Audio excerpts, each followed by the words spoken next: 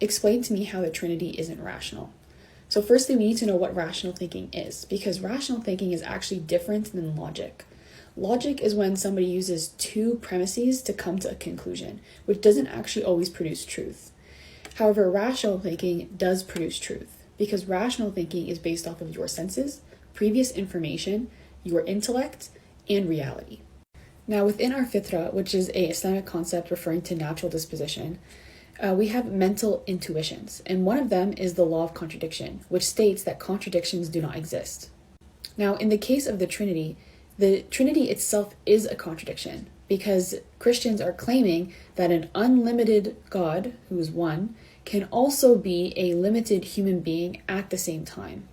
And even if we wanted to approach the Trinity from another angle and say that, well, they're not both unlimited at the same time, however, they are actually in parts.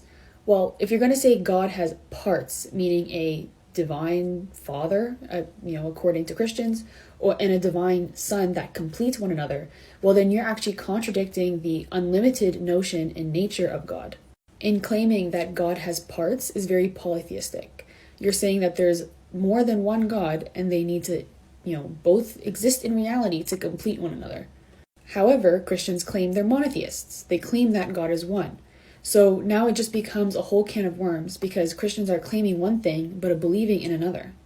If you claim that God is one, then why are you ascribing partners to God?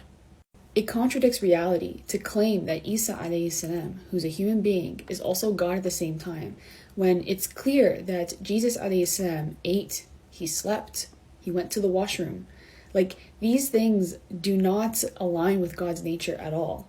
And what makes it even worse is the claim that a human being who came out of female genitalia is God. With all due respect to Christians, the conversation actually ends there. To say that God can be birthed and rely on a human being to come into existence is very degrading.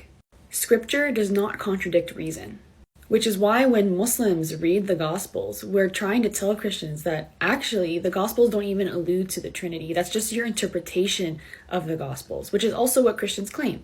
Christians agree that the Gospels are up for interpretation. So if your interpretation of Scripture contradicts reality, then that means that your interpretation is incorrect.